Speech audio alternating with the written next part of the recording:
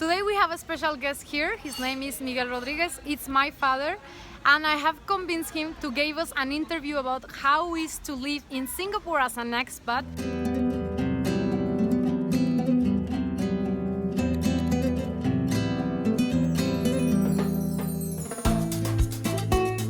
Because many of you know that I've lived there for a few years before, and that's why I end up in China.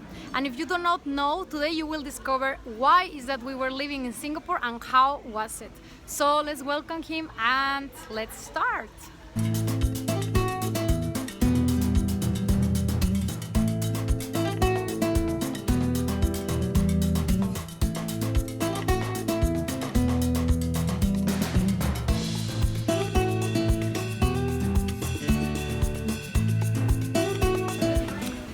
Hello, good morning, good evening, good afternoon, wherever you are. I'm here today with Rota in a beautiful place. We're having breakfast in Guadalajara at the Quinta Real Hotel. She asked me to share with you, all the fans and subscribers of the channel, to talk a little bit about our experience in Singapore. We will start the interview, and the first question is, why did you end up in Singapore? Well, I was working for Motorola for many years, Motorola de Mexico. I started as a sales guy, very low-level sales guy, then became general manager for Motorola de Mexico. And in 2004, I earned the opportunity to relocate with my family to Singapore. It was during a meeting, a presentation in Malaysia, Kuala Lumpur, that I was invited to make a presentation about the operations I was running back then in Mexico City. The Asian general manager and vice president liked a lot the strategies I was presenting for the big systems we were selling in Mexico. And during one of the dinners we had with the team in that meeting, he presented me the idea to join him in Asia as vice president of Southeast Asia. For one of the operations, he was needing some people. So I was very excited, I was very honored to accept that position. And back then, I didn't even know where Singapore was. I was trying to look for the place in the map. And we relocate and move with all my family back in December 2004. Okay, question number 2. Once you settled in Singapore, was life different from what you thought or expected? It was a really challenged experience for all of us, especially for my family, I think, because for me, I was very much accustomed to travel all over the world. And when you are doing business traveling for many years, it is very easy for you to adapt to different places, different countries, different regions, different time zones. But for the family, it was a big challenge. It was not easy. We were all excited because it was a really great opportunity for all of us.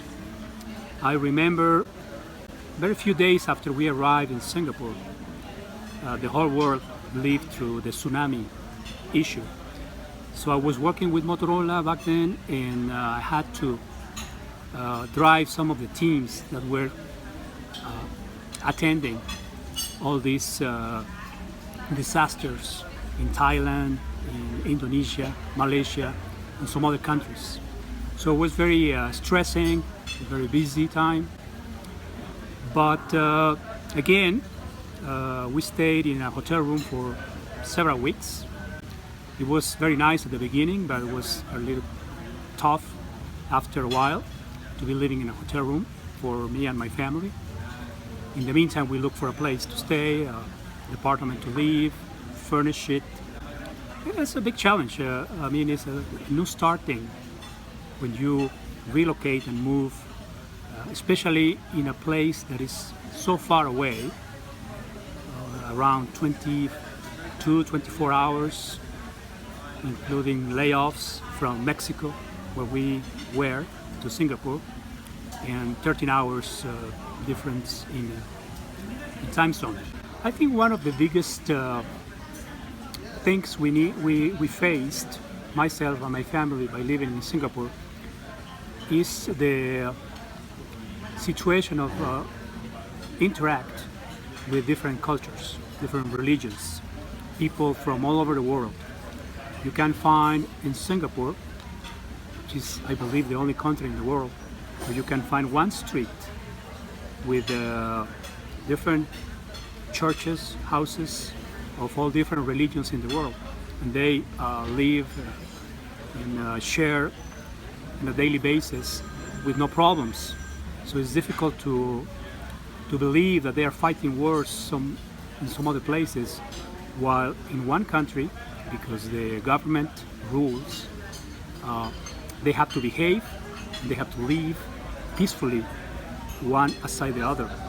So it was interesting. It was something different that we didn't expect to find and to interact with all these different cultures, different people. Singapore is a country mainly formed with Chinese people. 75% of people is from China, around 14% from Malaysia, 9 to 10% from India, and just 2 or 3% from some other countries. So a lot of Chinese people, Malays and Indians, and all of them with the different cultures, trying to interact and trying to overcome some of the problems that a small tiny island as Singapore. For those that do not know, Singapore is just around 720 square kilometers. That means that Singapore is just half of the size of Mexico City metropolitan area. It is a big challenge. It is a country very demanding. It's a country very active. It is a lot of activities, a lot of traveling, a lot of interaction. So that was a challenge for us, coming from Guadalajara, from Mexico, from Toluca, where we were living. Question number 3. As a Mexican expat, what were the main challenges you encountered once living there? As a Mexican expat, I can say that we experience different aspects. One of them was Singapore is a well-known country for being house of many expats. There are expats from all over the world, mainly from Europe, US, China, Russia. You can find people from everywhere in the world living as an expats. They live there for big corporations during 2, 3, 5 years periods. But from Mexico, the Mexican community is very small. Not so many Mexicans living in Singapore. We used to have friends from Mexico, a couple of pilots for Singapore Airlines. Since you know, Singapore Airlines is the best airline in the world. It has been voted the most reliable and the best airline company for 22 years in a row. For a tiny, small island, that's a big accomplishment. The other thing is the work ethic. Asians, especially people from China, and in Singapore in particular, because there is a lot of fight to try to claim the ladder of the success for Chinese, for Indians, for Malays, for some others that interact in Singapore. You can find people working overtime every day. They do not complain, they stay long hours, they arrive early, they work on weekends. So sometimes when I was called for conference calls at midnight, 1, 2 in the morning,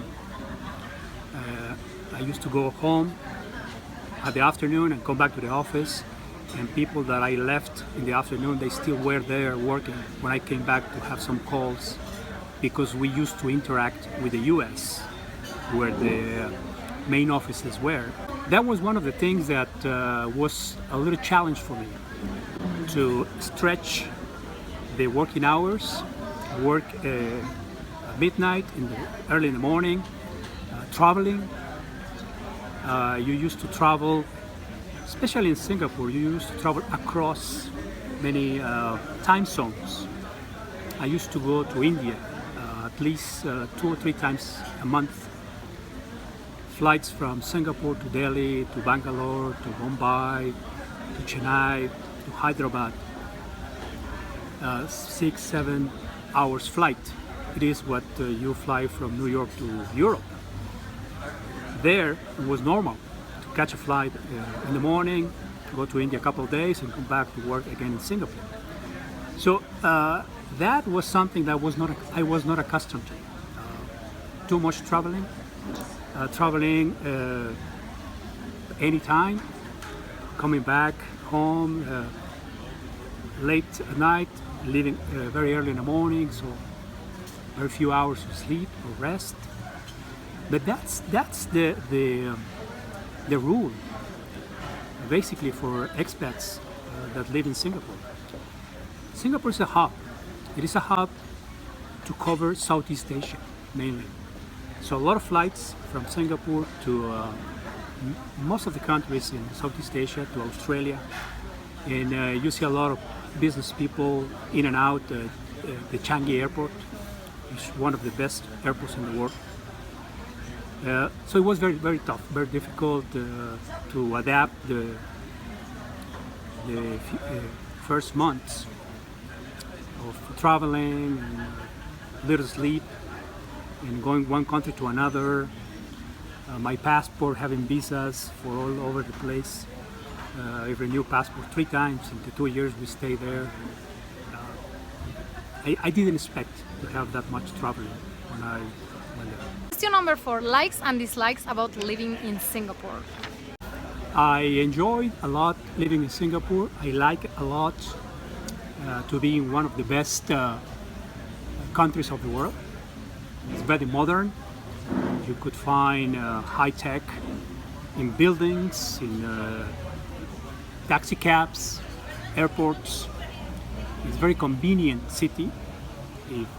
I used to travel a lot, as I mentioned, and from my house to the airport it was a 20-minute drive. Very convenient. Taxis are equipped with a credit card. You can pay by credit card, no problem. So you almost don't need to use cash. There are almost no lines, so you get to the airport and get to a cab. There are 30,000 taxi cabs in Singapore, that small island. So it's very convenient, very cheap, very easy. You can find the best restaurants in the world in Singapore. Very, very nice attractions. You can travel from Singapore to many of the Southeast Asia regions very easily. So I like that a lot.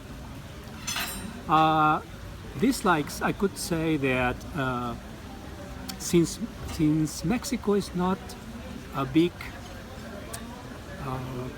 country that they used to have a lot of relationships with, like US or Europe, you don't find too much options for food as we are accustomed to, as you could find from Australia, for example. There are many Australian restaurants, American restaurants, Chinese, of course. Not so many options for Mexico. So we used to miss a lot some of the things that we were accustomed to back home. Another thing that was sometimes difficult to deal with was the distance. To visit home from Singapore, you have to plan well in advance because it's a very long journey. It is expensive. It takes 24 hours, half a day time change.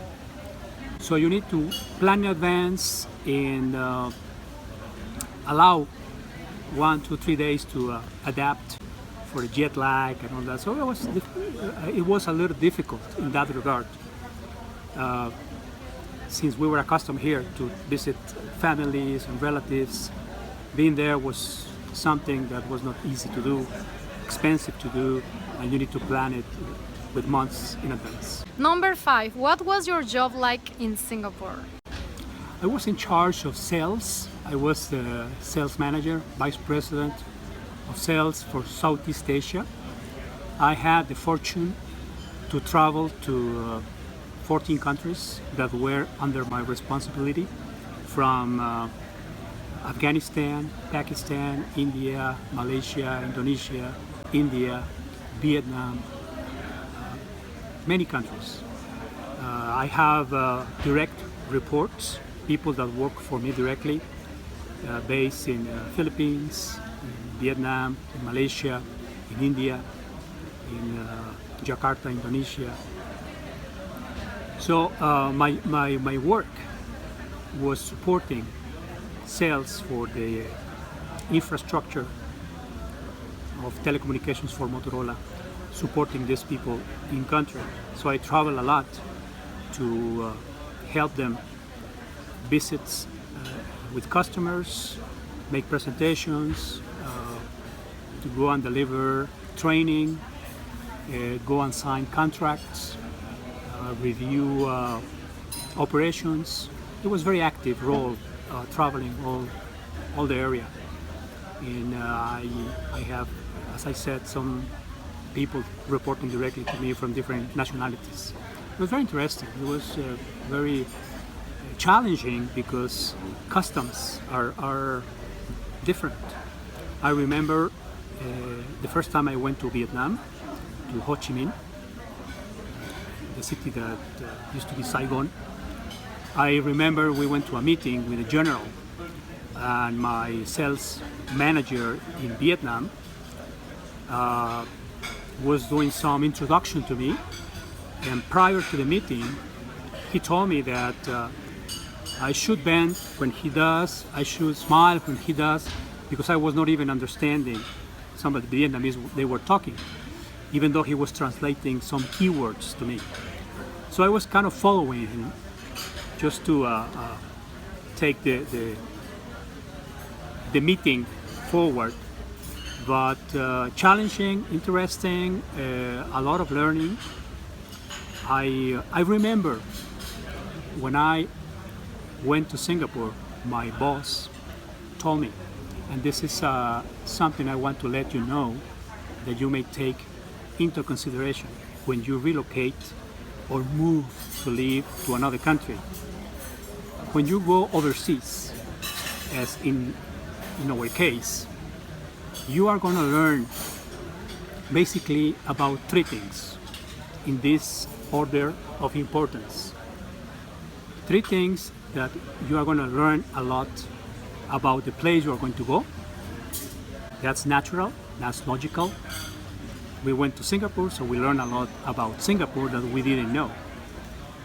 Then you are going to learn a lot about your country, because when you go overseas and you are far away, you start missing and you start realizing some of the things that you have at home that you give for granted. So you are going to learn a lot about Mexico if you go somewhere else, because you will realize things that you have that you are not going to have there, that you never thought that you were going to miss. And 3, and the most important, you are going to learn a lot about yourself, because being challenged for being in a different country, in a different environment, without the comfort zones that you are accustomed to live through, that will bring out of you the best. It's not going to be easy.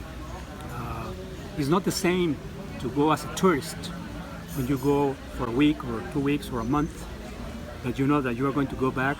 To go to live to a place forces you to search and look for places that you interact every day at home, like hair cutting, like washing clothes, like things like you have to do every day when you are living in a place that may be different, maybe very way different in the place you are going.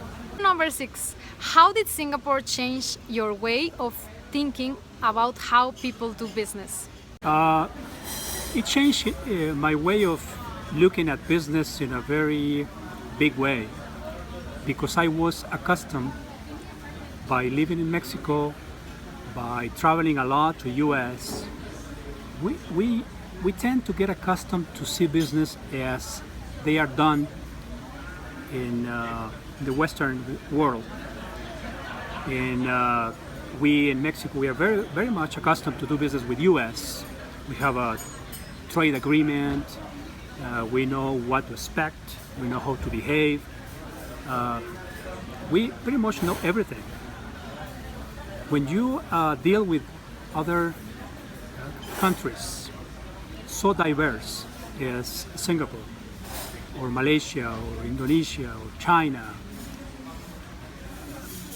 you have to be flexible, to try to adapt that to many things. Sometimes timetables, sometimes commitments, sometimes you gotta be more patient during the negotiations. Sometimes you need to be more gentle, less rude, because the way, for example, U.S. is accustomed, it's a very direct country, straightforward business. In some of these areas, like Vietnam, Malaysia, you have to go there, have a cup of tea, talk about the family, talk about many things before you start talking about business. And you have to learn that you as a foreigner need to adapt to the way they do business and not the other way around. So it was a process. I learned on my own, participating in different meetings.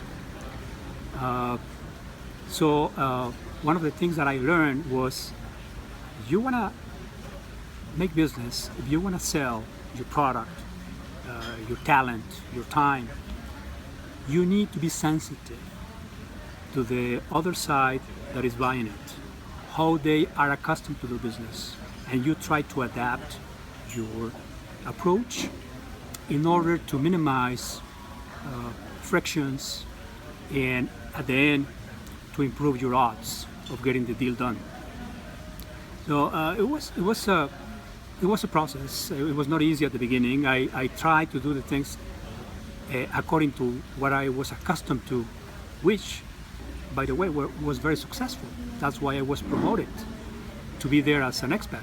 But I learned that first of all, you need to learn how things are done there and try to adapt in order to succeed. Number 7, while living in Singapore, did you ever visited China? Yes, I had a chance to visit a couple of times Beijing with a company, with a group of executives that we were holding business reviews for the Asian region. So I was pretty much as a tourist visiting China. We visited the wall, we visited different places, but I was not really doing business in China, but doing business meetings with my colleagues. So I really do not have the experience to do business with China directly, but with other Asian countries. Now we know that you have visited China. What was your first impression about China? Well, I knew about China in the business reviews that we were conducting because one of my best friends was in charge of China. The company divided the region in 3 areas. One was China on its own, the other was Southeast Asia, which I was in charge of, and the other was Australasia, which was Australia, New Zealand, and a couple of islands. So I used to to learn a lot about business in China through the meetings I participated, even though I never conducted those business directly. But I was aware of the huge potential of China in those meetings. Every time we conducted a business review, Chu Wanxing, who was the guy in charge of that area at that time, presented projects, huge projects for Motorola, for high-speed trains, infrastructure for whole cities, airports. They were building hundreds of airports. So the idea, what I noticed was a lot of investment being done, and companies like Motorola used to benefit a lot to participate on those huge infrastructure projects. So when I visited and stayed in Beijing in one of those reviews, I could witness some of that huge construction everywhere. I remember the first time I went, I saw some buildings, some constructions, and the next time I went there 6 or 9 months later, some highways that they were not there, they were now there. So things like that. I mean, it was really amazing, the pace in which the city, the infrastructure, the country itself was developing those large cities in China. Question number 8. How long was your stay in Singapore? I signed a contract for a 2-year relocation. That's normally what companies used to do in those days. They promote you as an expat. They take you from your country to a foreign country for 2 or 3 years. Then you are sent back again to the country you were originally from. So it was a 2-year assignment, and at the end of the contract, I needed to come back because it was by contract. It also happened that in that time, Motorola, the company I was working for, went through a lot of restructuring and changing some of the big areas.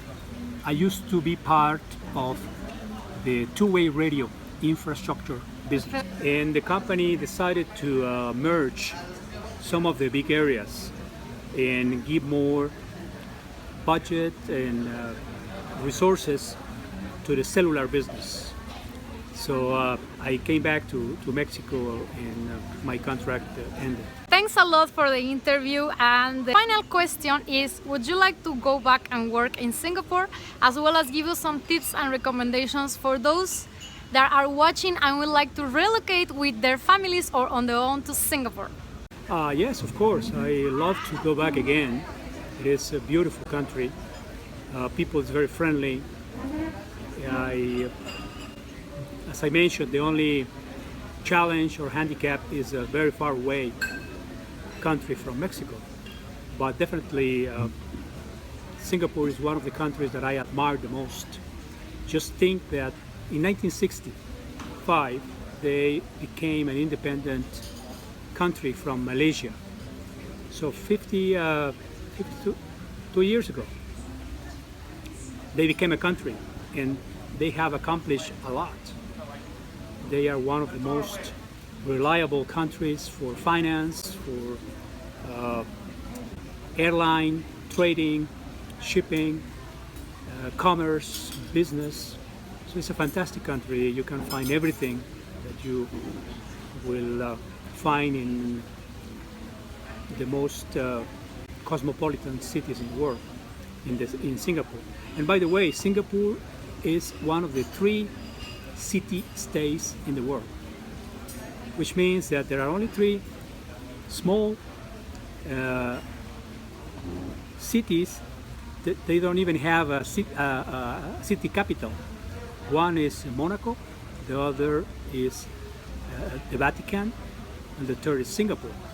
They are so small that it is a country, state, and a city in itself. So it's a fantastic place. Yes, I will go back definitely if there is a chance and opportunity. What could I recommend to you? speak Mandarin, speak Chinese is important.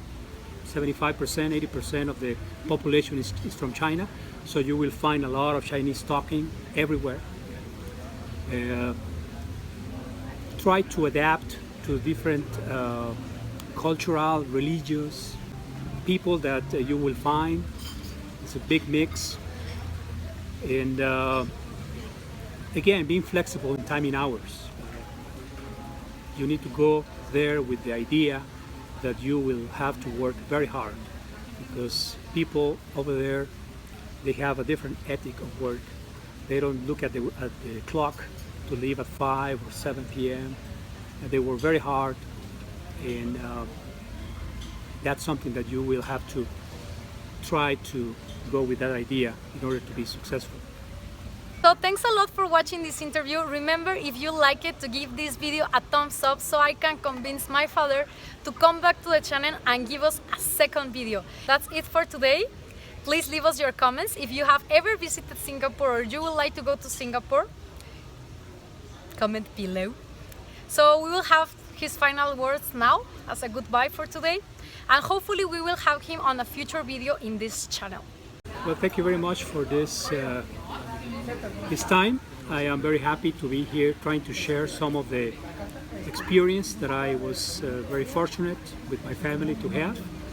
I've been traveling many countries. I am working as a consultant right now, helping companies to open operations in different countries in the world. If you are interested in getting to contact me, please leave it in the comments section with Mar, and she will get a hold of me. And I look forward to be part of this upcoming video. Thank you very much.